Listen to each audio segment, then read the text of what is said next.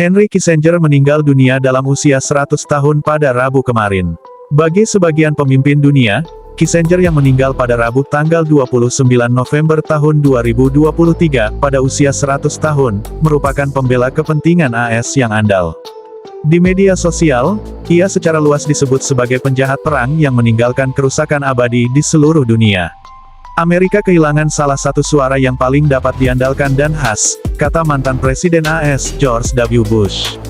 Senada dengan pernyataan yang coba disampaikan banyak pejabat tinggi AS baik yang dulu maupun yang sekarang. Saya sudah lama mengagumi pria yang melarikan diri dari Nazi sebagai seorang anak laki-laki dari sebuah keluarga Yahudi, kemudian melawan mereka di Angkatan Darat Amerika Serikat, kata Bush dalam pernyataannya. Kissinger melayani dua presiden, Richard Nixon dan Gerald Ford. Ia pemangku kebijakan luar negeri AS saat AS mundur dari Vietnam dan menjalin hubungan dengan Cina. Ia dihormati di Cina karena membuka hubungan antara Partai Komunis yang berkuasa dengan Washington yang saat itu dikuasai Nixon. Juru bicara Kementerian Luar Negeri Wang Wenbin menyebut Kissinger sebagai teman lama dan sahabat baik rakyat Tiongkok, serta pelopor dan pembangun hubungan Tiongkok-AS. Banyak orang di media sosial di Tiongkok berduka atas kematiannya. CCTV membagikan di media sosial sebuah segmen lama yang menunjukkan kunjungan rahasia pertama Kissinger ke Tiongkok pada tahun 1971, ketika ia membicarakan kemungkinan membangun hubungan Amerika-Tiongkok dan bertemu dengan Perdana Menteri Zhou Enlai. Kissinger memberikan pengaruh yang tidak biasa dalam urusan global lama setelah ia meninggalkan jabatannya. Pada bulan Juli, misalnya, ia bertemu Xi Jinping di Beijing ketika hubungan Amerika-Tiongkok berada pada titik terendah. Presiden Israel Isaac Herzog mengatakan saat bertemu dengan Menteri Luar Negeri Amerika, Antony Blinken di Tel Aviv, bahwa Kissinger meletakkan landasan perjanjian perdamaian, yang kemudian ditandatangani dengan Mesir, dan banyak proses lain di seluruh dunia yang saya kagumi. Presiden Perancis Emmanuel Macron menulis di X, yang sebelumnya dikenal sebagai Twitter, bahwa Henry Kissinger adalah seorang raksasa sejarah. Abad gagasan dan diplomasinya mempunyai pengaruh yang bertahan lama pada masanya dan dunia kita. Para pemimpin negara asal Kissinger, Jerman, memberikan penghormatan kepada mantan diplomat tersebut, seorang Yahudi yang melarikan diri dari pemerintahan Nazi, bersama keluarganya di usia remaja. Komitmennya terhadap persahabatan transatlantik antara AS dan Jerman sangat penting, dan dia selalu dekat dengan tanah airnya di Jerman, tulis Kanselir Olaf Scholz di media X. Namun, kritik terhadap Kissinger yang dianugerahi hadiah Nobel Perdamaian sangat kuat di media sosial. Banyak akun yang mengunggah video perayaan sebagai reaksi atas kematiannya. Dalam tajuk utamanya majalah Rolling Stone mengatakan, Henry Kissinger, penjahat perang yang dicintai oleh kelas penguasa Amerika, akhirnya meninggal. Peran Kissinger dalam pengeboman AS di Kamboja kemungkinan besar menewaskan ratusan ribu orang Kamboja dan membuka jalan bagi kehancuran Khmer Merah, kata peneliti ekonomi politik Kamboja di Arizona State University Soval Ir, di situs peneliti The Conversation. Bom-bom tandan yang dijatuhkan di Kamboja di bawah pengawasan Kissinger, terus menghancurkan kehidupan pria, wanita, dan anak-anak yang kebetulan melintas di dekatnya, tambah Ir. Kissinger memprakarsai perundingan Paris yang pada akhirnya memberikan cara untuk menyelamatkan muka Amerika Serikat dari perang yang memakan banyak biaya di Vietnam. AS akan lebih terbantu dengan adanya dengar pendapat mendalam yang memeriksa rekam jejak Kissinger, dan kegagalan untuk meminta pertanggungjawaban Kissinger atas tindakan kelalaian, dan tindakannya yang mendukung penindasan, memfasilitasi pembunuhan massal, dan melemahkan pemerintah di seluruh Asia, Afrika, Amerika Latin, dan tempat lain. Kegagalan untuk meminta pertanggungjawaban Kissinger telah memungkinkan dia untuk terus mendorong perang baru dan intervensi asing. Henry Kissinger selain sebagai Menteri Luar Negeri dan Penasihat Keamanan Nasional, dia adalah penjahat perang Amerika yang paling terkenal dan telah berbuat lebih banyak daripada kebanyakan orang, dalam posisi seniornya untuk melemahkan penghormatan terhadap HAM dan hukum internasional. Rencana geopolitik Kissinger di Kepulauan Indonesia mempunyai konsekuensi yang sangat buruk bagi masyarakat di sana. Pada tahun 1969, AS berkonspirasi dengan diktator Indonesia Soeharto untuk memfasilitasi aneksasi ilegal terhadap Papua Barat, melalui latihan propaganda palsu yang dikenal sebagai Act of Free Choice. Dukungan AS di balik layar di PBB terhadap tindakan tidak demokratis ini, sangat penting untuk memperkuat kendali kediktatoran Indonesia di Papua Barat, dan kebijakan genosida selama lebih dari 4 dekade, yang telah memberikan penderitaan bagi penduduk Papua. Di bawah arahan Kissinger, AS memberi lampu hijau pada invasi Indonesia ke Timor Timur pada tahun 1975, yang mengawali pendudukan brutal selama 24 tahun oleh kediktatoran Soeharto. Pendudukan Indonesia di Timor Timur dan Papua Barat dimungkinkan oleh persenjataan dan pelatihan AS. Aliran senjata ilegal ini bertentangan dengan maksud Kongres, namun Kissinger membual tentang kemampuannya untuk melanjutkan pengiriman senjata ke Soeharto, yang ilegal segera kami lakukan, yang inkonstitusional membutuhkan waktu lebih lama. Senjata-senjata ini sangat penting untuk konsolidasi kendali militer diktator Indonesia, di Timor Timur dan Papua Barat, dan pendudukan ini memakan korban ratusan ribu warga sipil Timor dan Papua.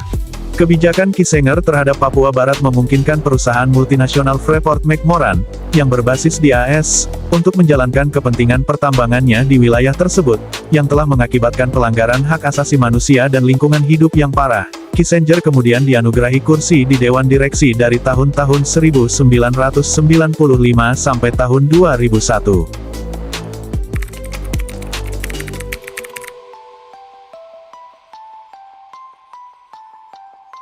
Presiden Amerika Serikat Gerald Ford dan Menteri Luar Negerinya Henry Kissinger telah mengizinkan serangan Indonesia terhadap wilayah Timor Portugis. Lampu hijau tersebut diberikan saat mereka bertemu dengan Presiden Soeharto dan Menteri Luar Negeri Adam Malik, pada tanggal 6 Desember tahun 1975 di Jakarta.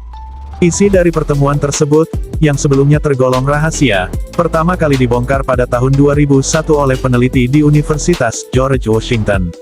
Dari beberapa dokumen yang diperoleh dari perpustakaan kepresidenan Gerald R. Ford, ada telegram Kedutaan Besar Amerika Serikat di Jakarta nomor 1579, yang melampirkan transkripsi pertemuan antara petinggi-petinggi Amerika Serikat dan Indonesia. Saya ingin berbicara dengan Anda, Pak Presiden, tentang masalah lain, Timor. Ketika tampaknya kekuasaan Portugis di Timor akan berakhir, kami berusaha mendorong Portugis untuk melakukan proses dekolonisasi secara tertib. Kami memiliki kesepakatan dengan mereka mengenai proses tersebut dan kami mengakui otoritas Portugal dalam melaksanakan dekolonisasi, dan memberikan hak kepada masyarakat untuk menyampaikan keinginan mereka. Indonesia tidak memiliki ambisi teritorial. Kami hanya peduli pada keamanan, ketenangan dan perdamaian di Asia dan belahan bumi selatan. Dalam perjanjian Roma terbaru pemerintah Portugal ingin mengajak semua pihak untuk berunding. Upaya serupa telah dilakukan sebelumnya namun Fretilin tidak hadir. Setelah pasukan Fretilin menduduki titik-titik tertentu dan kekuatan lain tidak mampu melakukan konsolidasi, Fretilin mendeklarasikan kemerdekaannya secara sepihak. Akibatnya pihak-pihak lain menyatakan niatnya untuk berintegrasi dengan Indonesia. Portugal melaporkan situasi tersebut ke PBB, namun tidak memberikan pengakuan kepada Fretilin.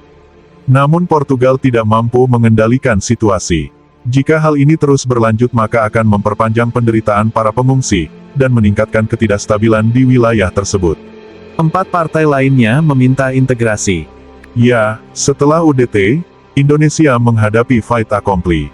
Saat ini, penting untuk menentukan apa yang dapat kita lakukan, untuk menciptakan perdamaian dan ketertiban saat ini dan masa depan, demi kepentingan keamanan kawasan dan Indonesia.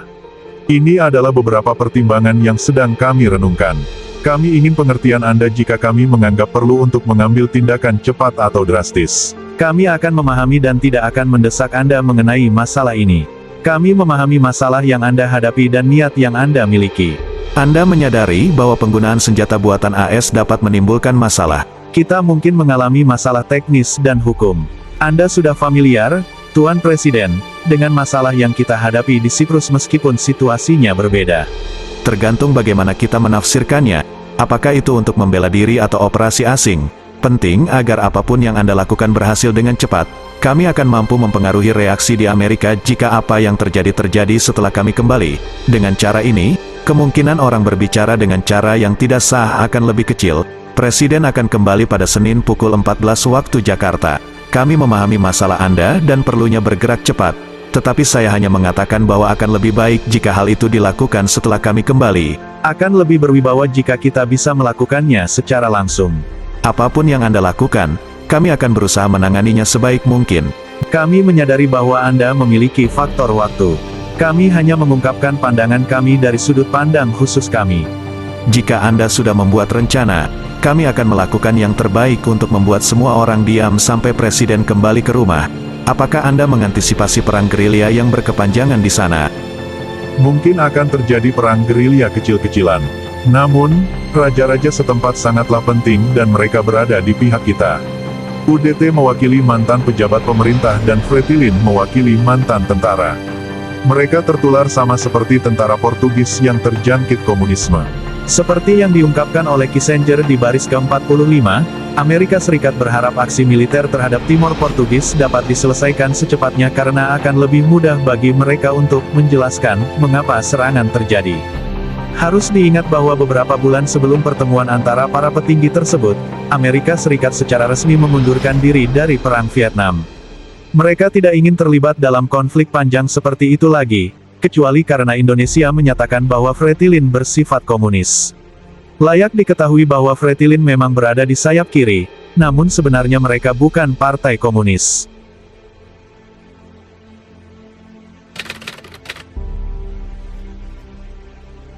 Presiden Timor Leste, José Ramos Horta, mengatakan pada hari Jumat bahwa dia tidak menaruh dendam terhadap mantan Menteri Luar Negeri AS Henry Kissinger, yang membantu memberi lampu hijau pada invasi Indonesia pada bulan Desember tahun 1975 ke bekas jajahan Portugis tersebut. Namun Virgilio da Silva Guterres, Ombudsman Hak Asasi Manusia untuk negara yang dulu dikenal sebagai Timor Timur, kurang berdamai, dengan mengatakan, sangat disayangkan bahwa negarawan senior Amerika itu meninggal tanpa menyesali kebijakannya yang kejam. Lebih dari 200.000 orang terbunuh dalam 24 tahun Indonesia menduduki Timor Timur secara ilegal hingga tahun 1999. Di bekas koloni kecil yang dulu dikenal sebagai Timor Timur dan sekarang menjadi negara merdeka, ia tetap menjadi tokoh kontroversial, karena menyetujui invasi militer besar-besaran oleh negara tetangga Indonesia, yang dipimpin oleh diktator Soeharto pada saat itu, sekutu Amerika. Dari perspektif sempit Timor Leste, saya jelas tidak bisa memiliki kenangan terbaik tentang Tuan Kissinger, kata Ramos Horta kepada Benar News melalui email pada hari Jumat. Dia adalah arsitek diplomasi Perang Dingin Amerika, dia mendukung kediktatoran Soeharto, namun kediktatoran lain di seluruh dunia, termasuk di Amerika Latin, kasus terburuknya terjadi di Chili. Meski begitu, saya tidak marah atau semacamnya. Kritikus menuduhnya sebagai penjahat perang, antara lain, karena perannya dalam pemboman rahasia B-52 di Kamboja, pada tahun 1969 oleh pemerintahan Nixon, dukungannya terhadap Pakistan dalam perang brutalnya dengan Pakistan Timur atau Bangladesh pada tahun 1971, dukungannya terhadap kudeta militer yang menggulingkan Presiden Chili Salvador Allende, seorang pemimpin sayap kiri, pada tahun 1973, dan, tentu saja, rangkaian peristiwa berdarah di Timor Timur. Pada hari Jumat, Ramos Horta, yang kehilangan seorang saudara perempuan dan 2 saudara laki-lakinya dalam konflik selama tahun-tahun pendudukan Indonesia, mengatakan dia telah bertemu Kissinger 2 atau 3 kali selama bertahun-tahun. Pemimpin Timor, peraih hadiah Nobel Perdamaian yang menjabat sebagai juru bicara pemberontak, yang memerangi Indonesia di Timor Timur, mengatakan bahwa dia dapat memahami perasaan paranoia Amerika selama Perang Dingin. Paranoia mengenai efek domino dari keberhasilan pemberontakan komunis di Indochina, dan potensi pengaruhnya terhadap Timor Timur yang saat itu sudah merdeka. Saya dapat memahami semua itu, katanya. Saya tidak meminta maaf padanya saat kami bertemu. Dia sangat sopan kepada saya ketika kami bertemu 20 tahun yang lalu. Semoga jiwanya istirahat dalam damai.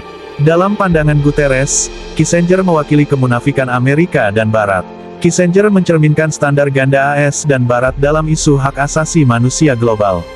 Sungguh menyedihkan dia meninggal tanpa dimintai pertanggungjawaban atas kebijakannya yang tidak manusiawi, katanya kepada Benar News. Beberapa aktivis hak asasi manusia di Indonesia juga mempertanyakan sejauh mana keterlibatan Kissinger dalam keputusan Indonesia untuk menginvasi Timor Timur. Andreas Harsono, peneliti Human Rights Watch di Indonesia, mengatakan bahwa, meskipun Washington memberi lampu hijau, Kissinger dan AS tidak sepenuhnya bertanggung jawab atas invasi tersebut. Indonesia sebenarnya sudah melakukan persiapan dan penyusupan sebelum invasi, ujarnya kepada Benar News. Menyalahkan dia dan invasi besar-besaran terhadap AS tidak dibenarkan karena serangan sudah siap. Direktur Eksekutif Amnesty International Indonesia, Usman Hamid, mengatakan bahwa ada indikasi bahwa Kissinger dan pemerintah AS saat itu sadar memberikan dukungan politik dan militer kepada pemerintah Indonesia untuk menginvasi Timor Timur. Namun, perdebatan terus berlanjut mengenai sejauh mana Kissinger atau pemerintah AS bertanggung jawab atas pelanggaran hak asasi manusia dalam konteks ini, katanya. Selain keterlibatannya atas kejahatan di Timor Timur, Henry Kissinger juga bertanggung jawab atas lebih banyak kematian warga sipil di Kamboja dibandingkan yang diketahui sebelumnya. Para ahli mengatakan Kissinger memikul tanggung jawab besar atas serangan di Kamboja yang menjatuhkan 150.000 warga sipil. Menurut Ben Kiernan, mantan Direktur Program Studi Genosida di Universitas Yale dan salah satu otoritas terkemuka dalam kampanye udara AS di Kamboja. Jumlah tersebut mencapai 6 kali lipat dari jumlah warga non-tempur yang diperkirakan tewas dalam serangan udara AS di Afghanistan, Irak, Libya, Pakistan, Somalia, Suriah, dan Yaman selama 20 tahun perang pertama melawan teror. Grandin menyimpulkan bahwa, secara keseluruhan, Kissinger, yang juga membantu memperpanjang perang Vietnam dan memfasilitasi genosida di Kamboja, Timor Timur, dan Bangladesh, percepatan perang saudara di Afrika bagian selatan, dan mendukung kudeta dan mengatur pembunuh di seluruh Amerika Latin, bertanggung jawab atas pertumpahan setidaknya 3 juta orang.